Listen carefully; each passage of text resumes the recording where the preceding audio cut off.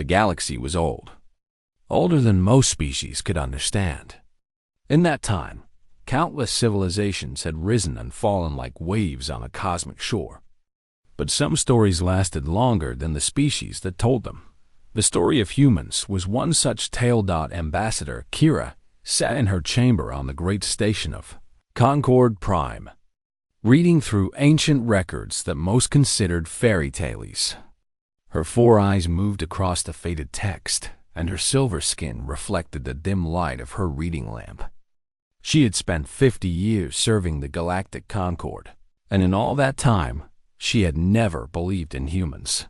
The records called them many things: the undying, the reckless ones, the stubborn children of Sol.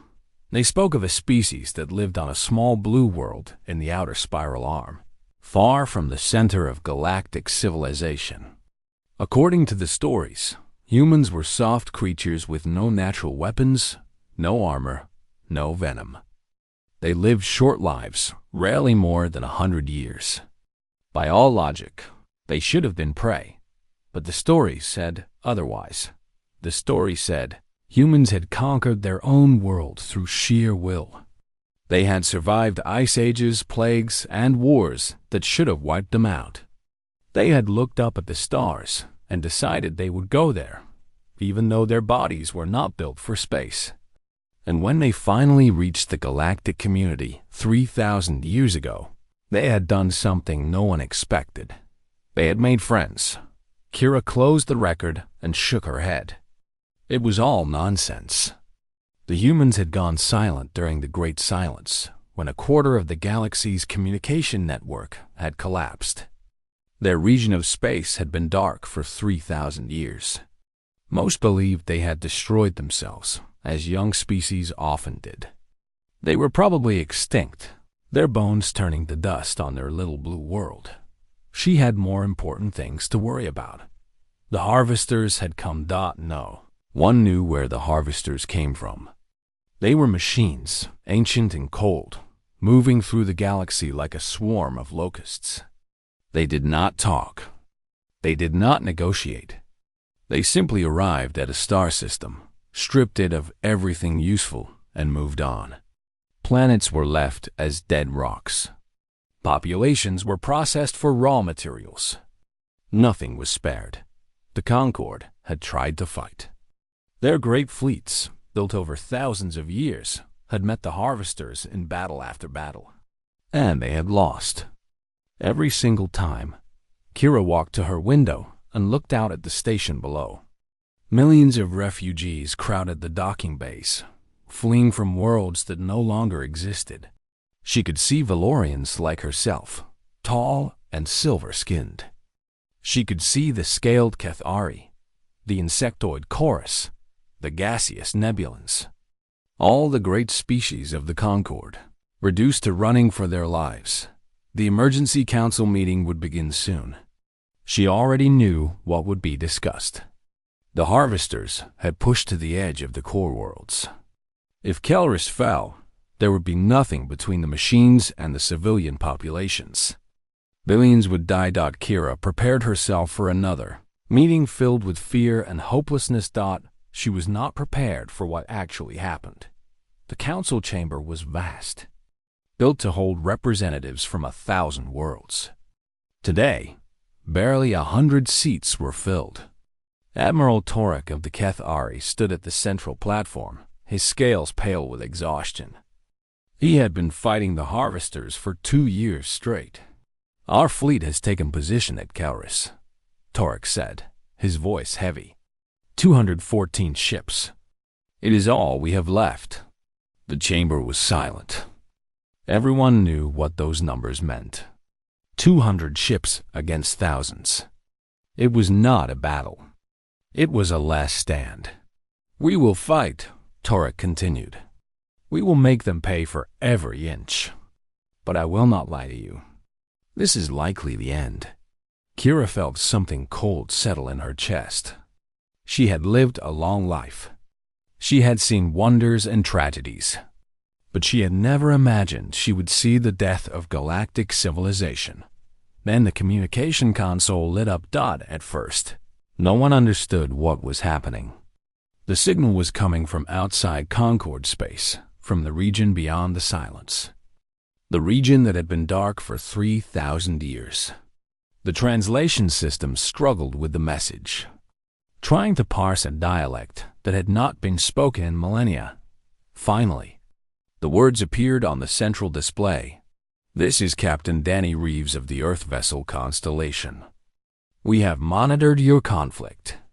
We are coming. Hold the line." The chamber erupted. Kira stared at the message, her mind refusing to accept what she was seeing. Earth, the human homeworld. The place from the fairy tales. "This is a trick," someone shouted. "The harvesters are trying to deceive us." "The signal is genuine," a technician reported, her voice shaking. "The encryption matches old Earth protocols." This message came from human space. Admiral Tarek raised his hand for silence. His face was unreadable. "If this is true, then the legends are real. The humans survived. But what can they do?" Another council member asked. "They have been isolated for 3,000 years. They cannot possibly have a military force capable of matching the harvesters." Kira found herself speaking. "The stories say humans do not need to match their enemies. The stories say they find other ways." Everyone looked at her. "I am not saying I believe," she added quickly. "I am simply saying what the records claim." The debate continued for hours. Some wanted to respond to the message, to ask for details about human capabilities. Others wanted to ignore it, certain it was some kind of trap. Still others simply did not care. They were going to die at Kaurus anyway. What did it matter if the humans were real? In the end, they decided to wait. The humans had said they were coming. If they were telling the truth, they would arrive. If not, it changed nothing. Kira returned to her chamber that night and pulled out the ancient records again. She read the stories of human endurance, human creativity, human stubbornness. She read about a species that had crawled out of the mud and reached for the stars through pure determination. She wanted to believe. For the first time in her long life, she wanted the fairy tales to be true, because if they were not, then the harvesters would consume everything.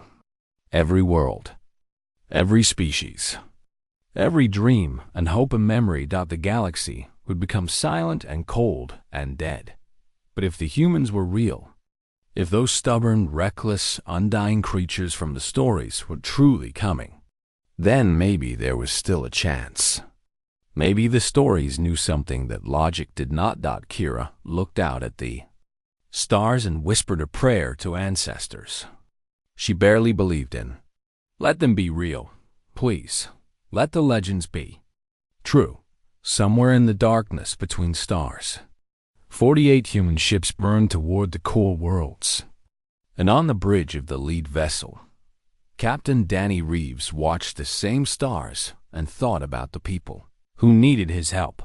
He had never wanted to be a legend, but he had always been willing to be stubborn, and sometimes that was enough. Danny Reeves had been a captain for 20 years.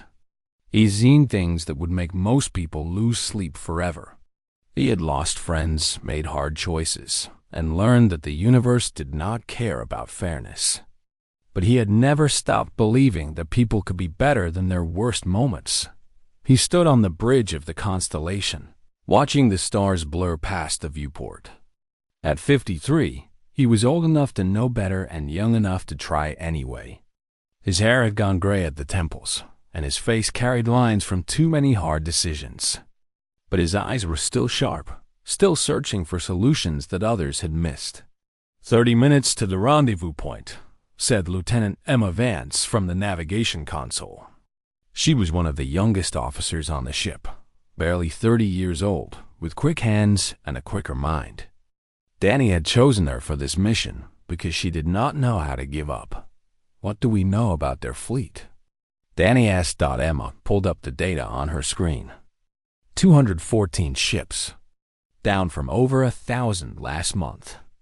They've been fighting the harvesters for 2 years and losing ground every day. Commander Lucas Grant stepped up beside Danny. Lucas was a big man, built like he had been carved from stone, with a voice that could be gentle or terrifying depending on the situation. He and Danny had served together for 15 years. They had saved each other's lives more times than either could count. "The harvesters are throwing everything at this system," Lucas said. "If these Concord people lose here, there is nothing between the machines and the civilian populations." Danny nodded slowly. "Then we make sure they do not lose." Behind the constellation, 47 other Earth ships followed in formation. It was not a large fleet by galactic standards, but humanity had learned different lessons during their long isolation. 3,000 years ago, when the Great Silence had cut Earth off from the rest of the galaxy, humans had been forced to look inward. They had fought their last wars among themselves. They had nearly destroyed their own planet more than once. But eventually, painfully, they had learned to work together. Without alien contact, humans had focused on understanding themselves. They studied their history, their psychology, their endless capacity for both destruction and survival. They built better ships, better weapons, better medicine. And they waited because something in the human soul had always known that the stars held dangers as well as wonders. Dr. Nora Blake entered the bridge, holding a data pad. She was the ship's chief science officer, a small woman with dark hair and tired eyes that saw patterns other people missed. She had spent the last 3 days studying everything the Concorde had transmitted about the harvesters. "Captain," she said, "I have finished my analysis." Danny turned to face her. "Tell me." "The harvesters are efficient. Their weapons are powerful. Their ships are built to consume resources with minimal waste." Nora paused, organizing her thoughts. "But they are also predictable. Every battle follows the same pattern. They identify targets, calculate optimal attack vectors, and execute. No variation. No creativity. Meaning? Meaning they have never fought anything like us." Nora almost smiled. "They have conquered species that fight the same way until they are extinct. They have never faced opponents who change tactics in the middle of a battle. They do not understand adaptation." Lucas grunted. "So we surprise them." "We do more than surprise them," Danny said. "We show them that math is not everything. Sometimes the numbers say you should lose. Sometimes you win anyway." The constellation dropped out of faster-than-light travel at the edge of the Keller system. The other human ships followed, spraying out in a loose formation that looked almost random to outside observers. The Concorde fleet was waiting, and Danny could immediately see how badly they were hurting. The ships were damaged, patched together, held together by hope and desperation. They looked like survivors of a war they had already lost. "Open a channel," Danny ordered. The communication officer nodded. "Channel open, sir. This is Captain Danny Reeves of the Earth vessel Constellation. We are here to help." For a long moment, there was only silence. Then, a voice came through, speaking in the careful tones of a diplomat trying not to show fear. "Captain Reeves, this is Ambassador Kira of the Valorian High Council. We are grateful for your assistance, but we must be honest with you. We have lost 80% of our fleet. The harvesters number in the thousands. Your contribution, while appreciated, may not be enough." Danny leaned forward in his chair. "Ambassador, how many battles have you won against the harvesters?" Another pause. When Kira spoke again, her voice was heavy with shame. "None." "Then with respect, let us show you how it is done." The Concorde ships began transmitting tactical data, and Danny watched his crew absorb the information. He could see them calculating, planning, looking for weaknesses that the Concorde had missed. Lucas studied the harvester ship designs. They are built for efficiency. Everything has a purpose. No redundancy. That is a weakness, Emma said from navigation. If we take out key systems, they cannot compensate. Nora nodded. And they always attack in the same patterns. If we can predict where they will strike, we can be somewhere else. Danny listened to his crew and felt something like pride. These were humans at their best. Faced with impossible odds, they did not despair. They looked for solutions. Here's what we are going to do, he said. We are not going to form defensive lines. We are not going to try to match their firepower. We are going to move, adapt, and hit them where they do not expect. He stood and looked at each of his bridge officers in turn. I know this is not what any of us planned for our lives. I know we all have families back home, people we love, futures we were building. But right now, there are billions of lives depending on what we do in the next few hours. The bridge was silent, every eye on their captain. We are going to show the galaxy what humans can do. Not because we want glory, but because these people need help. And helping people who need it is what we do. It is what we have always done, even when we were terrible at everything else. Emma smiled. Orders, sir? Danny returned to his chair. Battle stations. And someone send a message to the Concorde fleet. Tell them to stay behind us and watch. They are about to learn something about fighting that their tacticians never taught them. The human fleet began to move, spreading out in patterns that no computer could predict, because they were not following algorithms. They were following instincts, trust, and the kind of creative madness that had carried humanity from caves to stars. Somewhere in the darkness, the harvesters were coming. They did not know fear. They did not know doubt. They knew only efficiency and consumption. They were about to learn something new. The harvesters arrived like a storm of black metal. Ambassador Kira watched from the bridge of the Eternal Vigil as thousands of enemy ships poured into the system. They moved with perfect coordination, each vessel knowing exactly where to go and what to do. There was no wasted motion, no hesitation. They were machines, and machines did not feel fear or doubt. The Concorde crews felt plenty of both. Harvester fleet detected, her tactical officer reported. Approximately 3,000 vessels. They are moving to engage. Kira gripped the arms of her command chair. This was it. The end of everything she had known. 200 Concorde ships against 3,000 harvesters. The math was simple and brutal. Then the human ships began to move. Kira had expected them to form a defensive line, to position themselves between the harvesters and the Concorde fleet. That was what any sensible military force would do. Instead, the 48 human vessels scattered, spreading out in what looked like complete chaos. What are they doing? Admiral Torek demanded over the communication channel. They are breaking formation. They will be destroyed one by one. Kira opened a channel to the constellation. Captain Reeves, your ships are scattering. Is there a problem? Danny's voice came back, calm and almost amused. No problem, Ambassador. Just a different way of fighting. Watch and learn. The harvesters reached the human fleet, and the battle began. Kira had seen many battles against the harvesters. They always went the same way.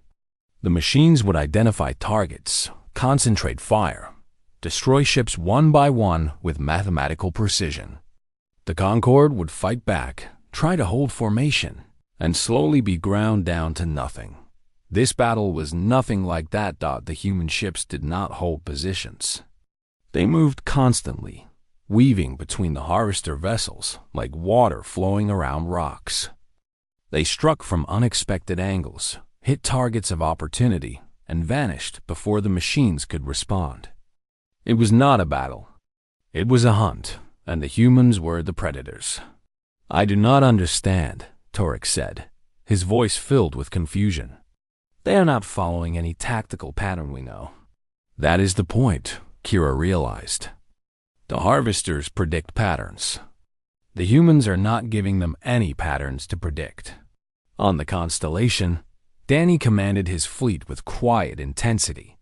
He did not shout orders or demand reports. He trusted his people to do their jobs, and they did not let him down. "Bravo, Wing. You have 3 cruisers on your tail," he said. "Lead them toward Alpha Wing and break left." "Copy that," came the response. "Breaking left in 5 seconds." Kira watched on her display as the human ships executed the maneuver. 2 small vessels drew the attention of 3 massive harvester cruisers, leading them into a trap where 5 other human ships waited. The cruisers were destroyed in seconds.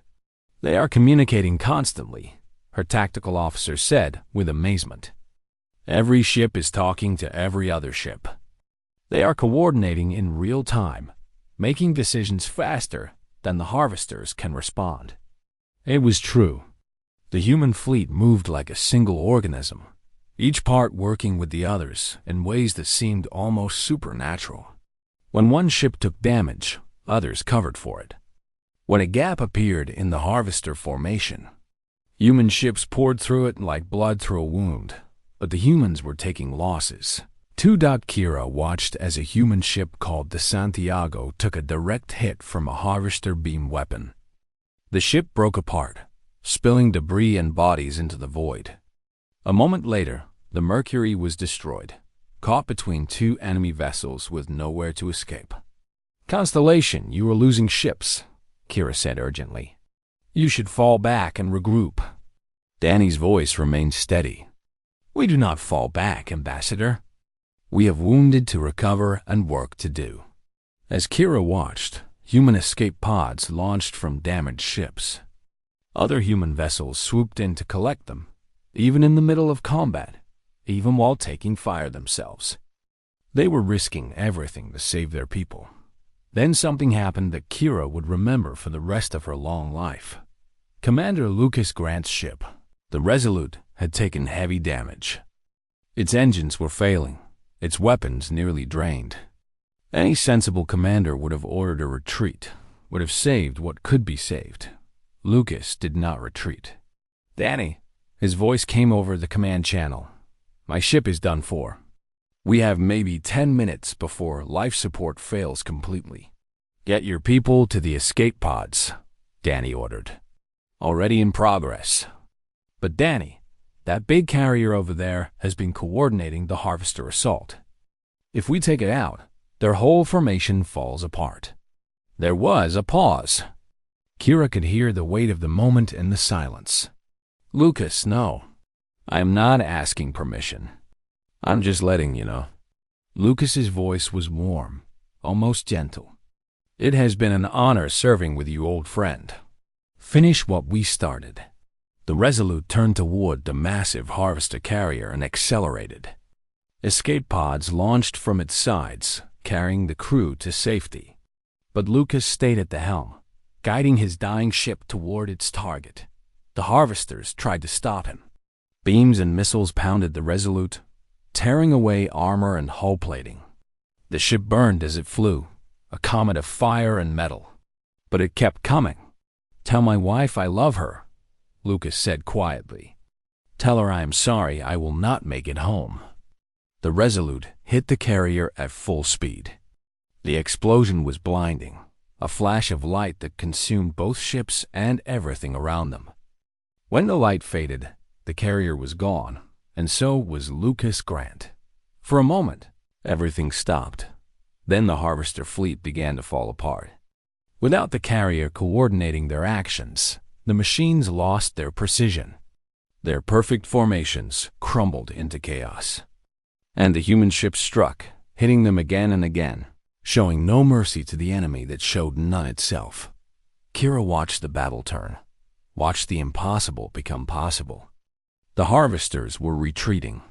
For the first time in 2 years of war, the machines were running away. How? Torek whispered. How did they do this? Kira thought about Lucas Grant, choosing to die so others could live. She thought about the escape pods, rescued in the middle of combat. She thought about the way the humans fought, not as individuals seeking glory, but as a family protecting its own. They do not fight like we do, she said slowly. They do not calculate acceptable losses or strategic withdrawals. They fight like they believe every life matters, and they are willing to give everything to prove it. The battle ended 3 hours later. 14 human ships remained from the original 48. Over 2,000 humans had died. But the Harvester fleet was broken, reduced to scattered debris, drifting through the void. Danny stood on the bridge of the constellation, looking at the aftermath. His face was pale, his hands shaking slightly. He had just lost 34 ships, including his best friend, but the Concorde was safe. Billions of lives had been protected. The line had held. Emma stepped up beside him. Sir, the Concorde fleet is sending messages. They want to know what they can do to help. Danny took a breath, pushing down his grief. There would be time for that later. There was always time for grief. But right now, there was work to do. Tell them we have wounded who need treatment and debris to search for survivors. Every life we can save matters. He looked out at the stars, at the battlefield where so many had fallen, and send a message to Earth. Tell them we won. Tell them Lucas is gone. Tell them it is not over yet. The Harvesters would be back. They always came back. But now the galaxy knew something important. They could be beaten, and humans would show them how. The days after the battle were filled with the work of survival. Human and Concorde crews worked side by side, searching debris for survivors, treating the wounded, and repairing damaged ships. Language barriers that had existed for 3,000 years melted away under the simple pressure of shared purpose. When someone needed help, you helped them. It did not matter what they looked like or where they came from. Danny found himself in the medical bay of the Eternal Vigil, getting a cut on his forehead treated by a Cathari medic named Sorrel. The scaled alien worked with gentle precision, applying some kind of healing gel that smelled like flowers and burned like fire. Hold still, Captain, Sorrel said. This will heal faster if you do not move. Sorry, old habit. Danny tried to smile, but his face hurt too much. Ambassador Kira sat across from him, watching with an expression he could not read. Her silver skin caught the light, and her 4 eyes tracked his every movement. She had been studying him ever since the battle ended, like he was a puzzle she was trying to solve. You lost 34 ships, she said finally. Over 2,000 of your people, I know. And yet your crews are smiling. Your doctors are making jokes. I watched one of your soldiers today, a man who had lost his arm, and he was comforting a Valorian child who was frightened of him. She paused. I do not understand. Danny winced as Sorrel finished the treatment. We grieve differently. Later, in private.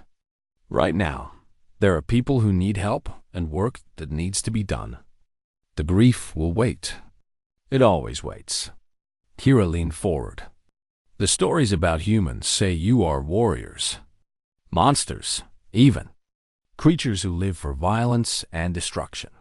But that is not what I have seen. The stories got it half right. Danny stood, testing his balance. The room spun slightly, then steadied. We are capable of terrible things.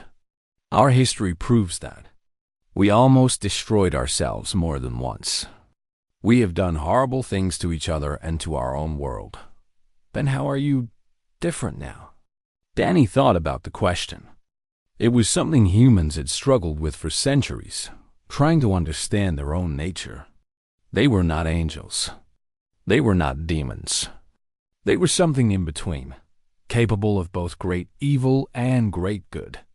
We learned, he said finally. Eventually, painfully, we learned that destruction is easy. Anyone can tear things down. The real challenge is building, protecting, choosing every single day to be better than you were yesterday. And the violence? Still there. Always will be. It is part of what we are.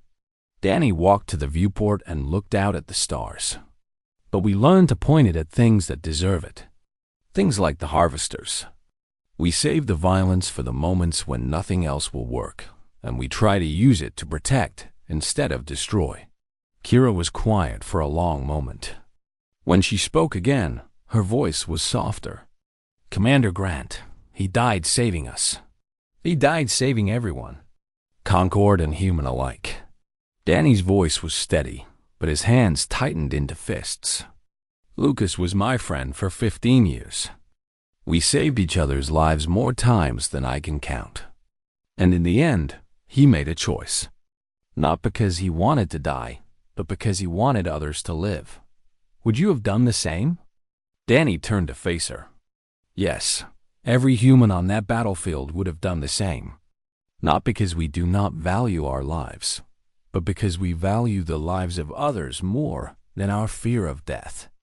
News of the battle spread across the galaxy faster than any ship could travel. The humans had come. The humans were real. And they had done what no one else could do. They had broken the harvester's dot within weeks. Volunteers began arriving from every species. They came in ships held together by hope, carrying weapons that barely worked, wearing armor patched with whatever materials they could find. They wanted to learn. They wanted to fight alongside the legends. Danny watched them arrive and felt something he had not expected. Responsibility. These people were looking to him for guidance, for hope, for proof that the future could be better than the past. You are uncomfortable, Emma observed one evening, finding him alone in the observation lounge.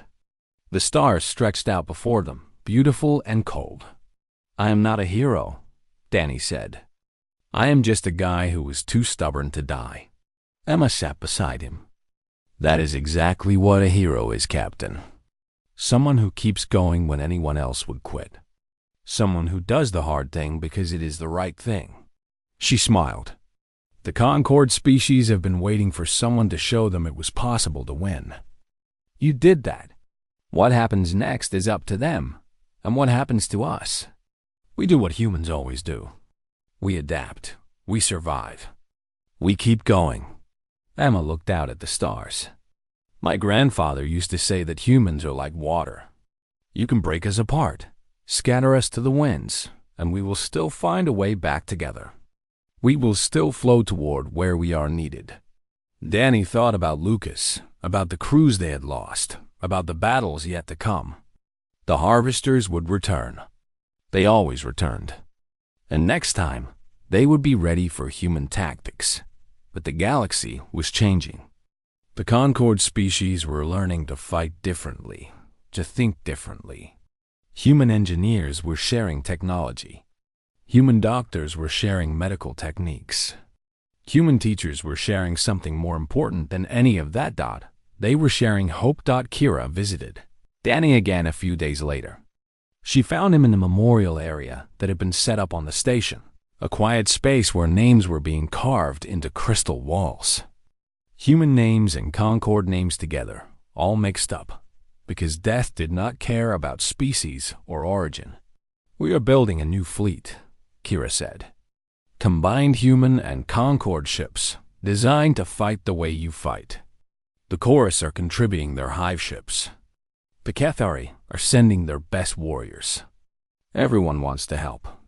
Danny ran his fingers over Lucas's name, carved in letters of light. That is good. We will meet everyone when the harvesters come back. Will you lead them? Danny turned to face her. He looked tired, older than his years, carrying a weight that no one should have to carry alone. I do not want to, he admitted. I never wanted to be a symbol or a legend. I just wanted to do my job and go home to my family. But sometimes what we want does not matter. Sometimes there is a job that needs to be done, and you are the one who can do it. Danny sighed. So yes, I will lead them. Not because I think I am the best choice, but because these people need someone to believe in, and they have chosen to believe in me. Kira placed her hand on his arm. It was a gesture of comfort, awkward across the barrier of species, but genuine. The legends say humans never give up, that you would fight the stars themselves for the people you love. Danny smiled, small and sad and genuine. That part is true. We are stubborn that way. Then I believe we will win this war. Why? Kira looked at the names on the wall, all those lives given so that others could continue. Because I have seen what you are willing to sacrifice. And I have learned that the harvesters, for all their power, do not understand sacrifice. They do not understand love. They do not understand why someone would choose to die so that strangers could live. She met Danny's eyes. That is your weapon, Captain. Not your ships or your tactics. Your love for each other. And I do not think the harvesters can defeat that. Danny thought about her words as he walked back to his ship. He thought about Lucas, about Emma, about all the humans who had come so far to fight for people they had never met. Maybe Kira was right. Maybe love was a weapon. If so, it was the only weapon that mattered. 6 months changed everything. The combined fleet gathered at the edge of known space, the largest military force in galactic history. 12,000 ships from 100 worlds, representing species that had been fighting each other for millennia before the harvesters came. Now they flew together, united by something stronger than old hatreds. They were united by hope. Danny stood on the bridge of the Endurance, a new battleship built in Concord shipyards using human designs. It was larger than the Constellation, more powerful, but it still felt like home. The bridge crew around him represented 3 different species. Humans worked alongside Valorians and Cathari, communicating in a mixture of languages that had become natural over 6 months of training together. Harvester main fleet detected, reported Tactical Officer Kath, a young Cathari who had specifically requested to serve under human command. His scales rippled with nervous energy. Approximately 8,000 vessels, sir. Our count? Danny asked. 12,000. The chorus hive ships have arrived on the left flank. The Valorians are in position on the right. The Nebulans are providing sensor support from the rear. Kath paused. Everyone is here, Captain. Danny nodded. This was it. The battle that would determine whether the galaxy lived or died. The harvesters had spent 6 months rebuilding their forces, adapting to what they had learned about human tactics. They were stronger now, smarter. This would not be like the last battle. Open a channel to all ships, Danny ordered. The communication officer, a Valorian named Sarah, worked a console. Channel open, Captain. You are broadcasting to the entire fleet. Danny took a breath. He had thought about what to say for weeks, trying to find the right words. In the end, he decided that simple was best. Simple was human. This is Captain Reeves. 6 months ago, we showed the harvesters that they could be beaten. Today, we prove it was not luck. He paused, looking at the faces around him. Human and alien, all watching him with the same expression of trust and determination. I know you are scared. That is okay. I am scared too. Being scared means you understand what we are fighting for. We are fighting for our homes, our families, our futures. We are fighting for the right to exist. The fleet was silent, thousands of crews listening to every word. The harvesters think we are resources to be consumed. They are wrong. We are more than that. We are people who refuse to give up. We are people who fight for each other, even when it hurts. Especially when it hurts. That is what makes us dangerous. Not our weapons. Not our ships. Our stubborn, impossible refusal to accept that we cannot win. Danny stood straighter, his voice gaining strength. Today, we are not humans or Valorians or Cathari or Chorus. Today, we are one people, one family. And we are going to show these machines what happens when they threaten our family. Across the fleet, voices rose in response. Cheers and battle cries in a dozen languages, all meaning the same thing. We are ready. We are together. We will not fall. All ships, Danny said, engage. The battle that followed would be remembered forever. The harvesters came in their usual formation, efficient and precise. But the combined fleet did not meet them head-on. They scattered, breaking into hundreds of small groups that moved and struck and vanished. Human tactics, learned and adapted by every species in the fleet. Emma commanded a squadron of mixed human and Valorian ships, weaving through the harvester formation like dancers. Her pilots trusted her completely, following her lead without hesitation. When a harvester cruiser tried to cut them off, she led it into a trap where Cathari destroyers were waiting. "Good kill," she reported, moving to secondary targets. Lucas was gone, but his spirit lived on in the way humans fought. Every commander remembered his sacrifice, remembered what it meant to give everything for the people you loved. And they fought with that same dedication, that same willingness to die so that others could live. Nora coordinated with the Nebulan sensor ships, finding weaknesses in the harvester formation that no one else could see. She had spent 6 months studying the enemy, learning their patterns, predicting their responses. Now she used that knowledge to guide the fleet, pointing out targets and opportunities in real time. "The carrier group on the left flank is vulnerable," she reported. "Their coordination ship is exposed. If we hit it now, that entire section will fall apart." Danny relayed the information to the chorus hive ships. The insectoid species had their own way of fighting, using swarms of small craft that overwhelmed enemy defenses through sheer numbers. They poured into the gap Nora had identified, tearing the harvester carrier apart from the inside. The machines were adapting, learning from every attack. But the combined fleet was adapting too, changing tactics, finding new ways to strike. It was a war of minds as much as weapons, and the organic species had something the harvesters could never understand. They had each other. When a Cathari destroyer took heavy damage, human ships moved to protect it while its crew evacuated. When a Valorian cruiser ran out of ammunition, a chorus swarm created a distraction so it could fall back and resupply.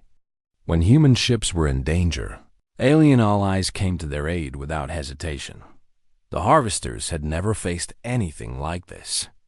They were used to fighting species that cared only about themselves, that would sacrifice allies to save their own ships.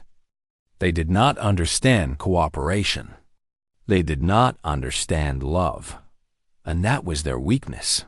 Hours passed. Ships died on both sides, filling space with debris and fire. But slowly, inevitably, the tide began to turn. The harvester fleet was shrinking. Their perfect formations were breaking down. Their efficiency was failing against an enemy that fought with passion instead of logic.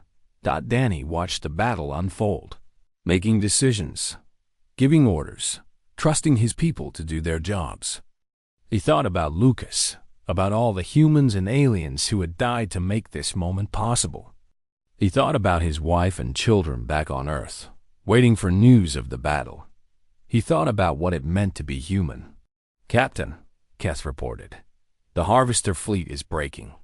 They are retreating toward the edge of the system."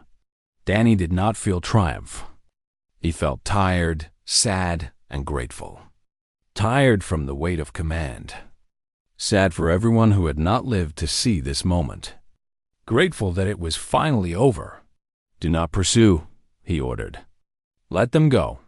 We have wounded to recover and ships to save." Kira's voice came over the communication channel from the Eternal Vigil. "Captain Reeves, on behalf of the Galactic Concord, thank you. You have saved us." Danny shook his head, even though she could not see him. "We saved each other. That is the only way it works." The cleanup took days. Rescue operations, medical treatment, repairs, and the long process of counting the dead. The memorial walls grew longer, filled with names from every species. Human and Concord together, United even in death. Danny stood before one of those walls after it was all over, looking at the names of friends and strangers. Emma stood beside him, along with Kira and Admiral Torek and representatives from every species in the fleet. What happens now? Torek asked. Danny thought about the question. The harvesters were beaten, at least for now. But there would be other threats, other challenges. The galaxy was vast and dangerous, full of wonders and horrors that no one had yet discovered. Now we build, he said. Not just ships and stations, but something more important. We build trust. We build friendship. We build a galaxy where every species looks out for each other, where no one stands alone against the darkness. He turned to face the gathered leaders, human and alien alike. We came here as strangers. We fought together as allies. Now we have a choice. We can go back to being strangers, or we can become something more. We can become family. Kira stepped forward. The Valorians would be honored to stand with humans. Torek nodded. The Cathari as well. One by one, the representatives spoke, pledging their support, their friendship, their future. It was not a formal treaty or a political agreement. It was something simpler and more powerful. It was a promise. Danny looked up at the stars. The same stars that humans had dreamed about since they first crawled out of caves and wondered what was out there. Now they knew. The universe was vast and dangerous and beautiful, and humans were just a small part of it, but they were part of it. They belonged here, among the stars, alongside all the other species who called the galaxy home. And whatever came next, they would face it together. The legend said humans never gave up. The legend said humans would fight for the people they loved. The legend said humans were stubborn, reckless, and impossibly brave.